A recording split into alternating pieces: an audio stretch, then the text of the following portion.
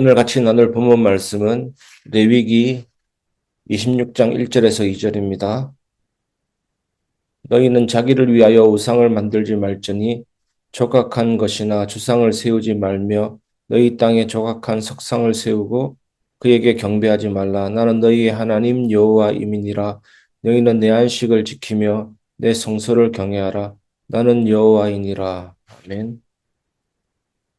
관계가 축복을 결정합니다라는 제목으로 오늘 같이 말씀을 나누면서 저와 여러분이 은혜를 받았으면 좋겠습니다. 사랑하는 여러분, 왜 우리는 축복을 원할까요? 내가 뭔가 부족하다고 느끼기 때문입니다. 그리고 우리가 불안해지면 눈에 보이는 것에 마음을 빼앗기게 되고 눈에 보이는 것에 마음을 빼앗기면 결국 하나님보다 그것을 더 의지하게 됩니다. 불안은 염려에서 나오는 것입니다. 왜 염려를 하게 됩니까? 내가 부담을 안고 있기 때문입니다. 내가 해야 될 일, 나의 것, 나의 소유라고 생각하고 있기 때문입니다.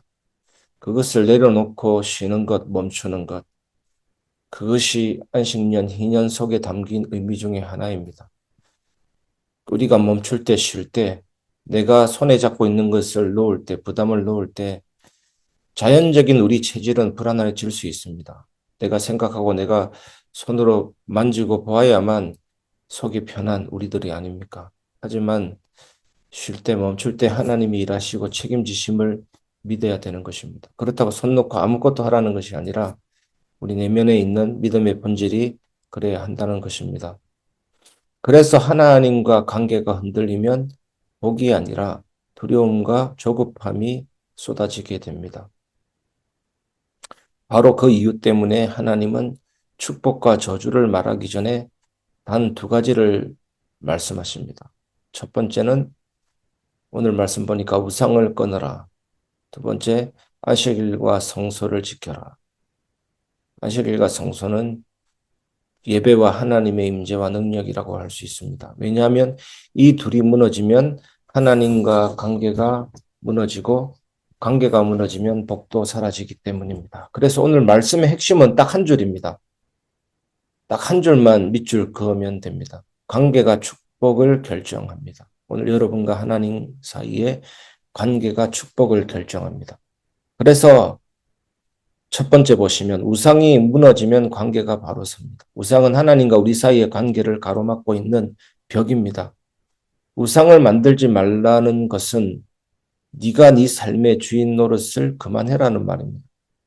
여러분, 내가 내 삶의 주인 노릇하면 어떻게 됩니까?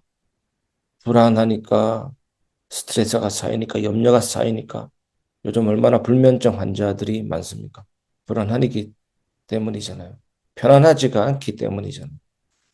불안한 겁니다. 한마디로. 불안, 염려, 불확실, 바닥에 내던져진 피투성이 같은 것입니다. 왜냐하면 우상은 항상 내 필요, 내 기분, 내 마음대로 움직이는 신입니다. 내 필요, 내 기분, 내 마음대로 움직이는 꼭두각시 신입니다. 내 마음대로 움직이는 신을 만들다 보면 어떻게 됩니까? 하나님보다 내가 나 자신이 더 높아지게 되는 겁니다. 내가 높은 자리에 앉게 되면 하나님은 어떻게 됩니까? 내 삶에서 점점점 멀어지게 되기 때문입니다. 그래서 요한 칼빈이 굉장히 엄숙하게 경고한 메시지가 있습니다. 부패된 인간의 마음이 우상 공장이다. 우리에게도 죄된 본성이 있습니다. 늘 우상을 무너뜨리고 경계해야 됩니다. 그래서 하나님은 이렇게 말씀하십니다. 나는 너희의 하나님 여호와다. 네가 주인이 아니라 내가 주인이다. 오늘 이 확실한 관계를 잘 설정하시고 붙잡으시기를 바랍니다. 그래서 주인이 바뀌면 삶의 방향도 바뀌고 방향이 바뀌면 그곳에서 복이 따라옵니다. 그래서 옛날에 신앙인은 어떤 신앙인은 예수님 영접한다는 자체가 관계가 형성되는 거고 예수님 주인이고 나는 내려가는 입장인데 참 마음에 부담을 안고 있다가 영접이 예수님 믿는 것이 쉽게 잘 안 되어졌죠. 그러다 기도하다가 마음에 결심 내릴 은혜 주셔서 진짜 예수님을 주인으로 모십니다. 하고 그 뜻대로 살았는데 많은 사람을 살리는 전도자가 되었습니다. 또 CCC 총재 빌 브라이트 박사님도 예수 믿을 때 양도 계약서까지 섰다고 합니다. 물론 하나님 그 종이 쪽지 받지는 않지만 믿음이죠. 하나님 내 차도 내 인생도 심지어는 결혼할 배우자도 하나님께 맡깁니다라고 한 것입니다. 여러분, 일도 하나님이 진행하십니다. 결과도 하나님이 만드십니다. 그래서 예레미야 33장 1절 3절 보면 이를 행하는 여호와 그것을 지어 성취하는 여호와 이같이 이르노라. 너는 내게 부르짖어라. 그렇게 했지 않습니까? 주인이 바뀌면 방향이 바뀝니다. 오늘 그 사실을 꼭 기억하시기를 주 예수님의 이름으로 축복합니다. 저도 그렇게 기도하겠습니다. 안식일을 지키면 하나님이 다시 중심에 서십니다. 안식일이 뭡니까? 예배, 주일을 말하는 것입니다. 주일 성수가 어려운 사람들은 왜 그럴까요? 바쁘기 때문입니다. 왜 바쁘겠습니까? 걱정하기 때문입니다. 쉴 수 없는 것입니다. 멈출 수가 없는 것입니다. 왜 걱정합니까? 내가 책임져야 한다고 생각하기 때문입니다. 내가 일의 결과를 만들어내야 된다고 생각하기 때문입니다.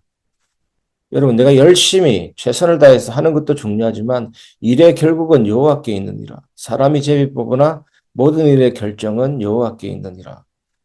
마음의 경영은 사람에게 있어도 모든 일을 작정하기는 여호와께 있느니라. 여호와께 있는 것입니다. 돌을 던질 때가 있고 돌을 거둘 때가 있고 안을 때가 있으면 멀리할 때가 있고 하나님은 높이기도 하시고 낮추기도 하시고 가게도 하시고 멈추기도 하시고 우리가 이 착각을 버려야 될 줄 믿습니다. 내가 책임져야 한다고 생각하기 때문에 걱정합니다. 여러분, 우리의 생명, 우리의 삶, 우리의 가족, 특히 우리 교회, 우리 성도, 모든 재정, 모든 일들 다 하나님 것입니다.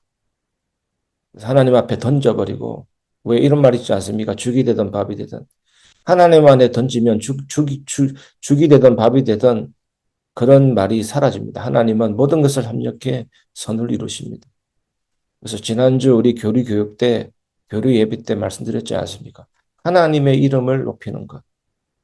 그것은 내 인생의 주인이 내가 아니라 하나님이시다.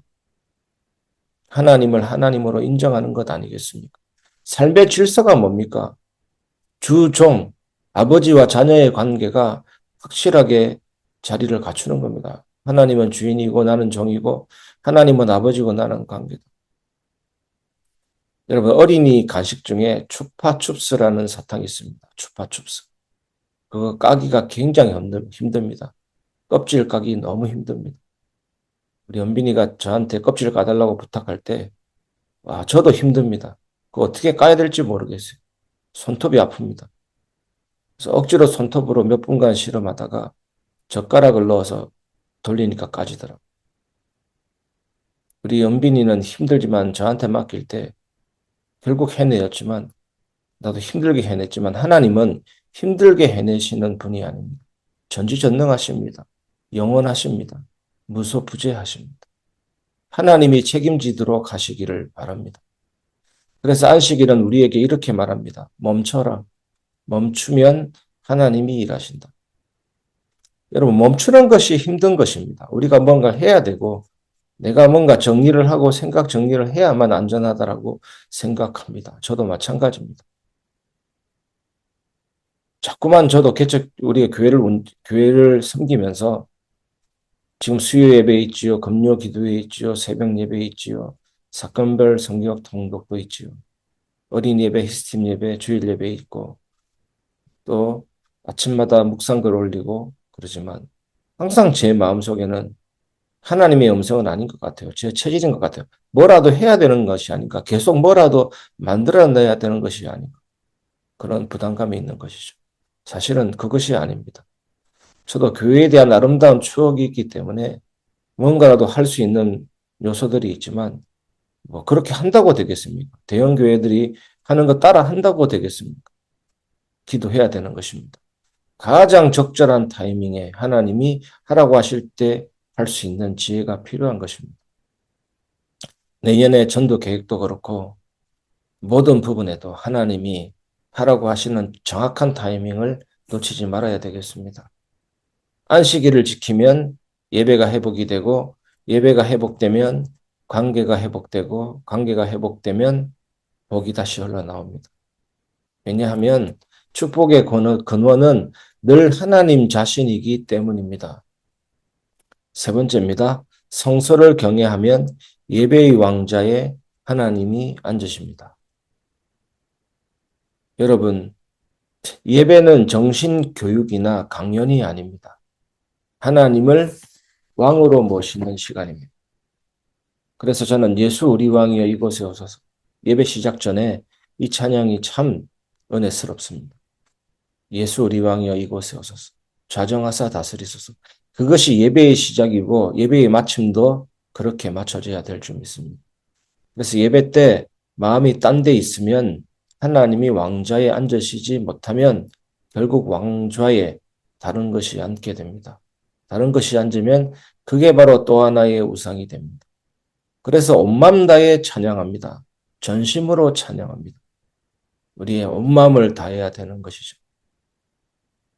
그러나 성서를 경외하면 예배의 중심에 하나님이 앉으시고 하나님이 앉으시면 거기에서 모든 회복과 축복이 시작됩니다.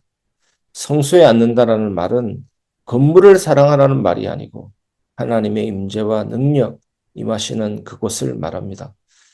말씀을 마무리하겠습니다. 하나님을 다시 주인으로 모실 때 복이 흘러옵니다.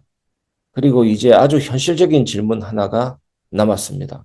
지금 내 마음의 왕좌에는 누가 앉아 계십니까? 그 질문이 중요합니다. 왜냐하면 왕이 누구냐에 따라서 나라의 운명이 결정되고 관계의 주인에 따라서 모든 것이 결정되기 때문입니다. 인생의 결과가 달라지고 신앙의 중심에 누가 있느냐에 따라서 복이 흘러오기도 하고 막히기도 하기 때문입니다. 그러니 오늘 우상을 끊고 예배를 세우고 하나님을 왕으로 모시면 오늘 그 자리로부터 하나님의 축복이 다시 흘러오게 될 줄 믿습니다. 제가 처음 말씀 시작할 때 오늘 한 줄만 기억하라 하셨지 않습니까? 관계가 축복을 결정하기 때문입니다. 오늘 이 사실은 꼭 기억하시기를 바랍니다. 오늘 그 관계를 다시 세우시기를 바랍니다. 하나님을 다시 모시기를 바랍니다. 그분을 왕으로 세우시기를 바랍니다. 그러면 하나님이 하십니다. 지금부터 달라집니다. 오늘부터 복이 흘러옵니다. 관계가 축복을 결정한다. 오늘 이 사실을 기억하시면서 하나님 앞에 최고 영광 돌리는 하루 되시기를 주 예수 그리스도 이름으로 축복합니다.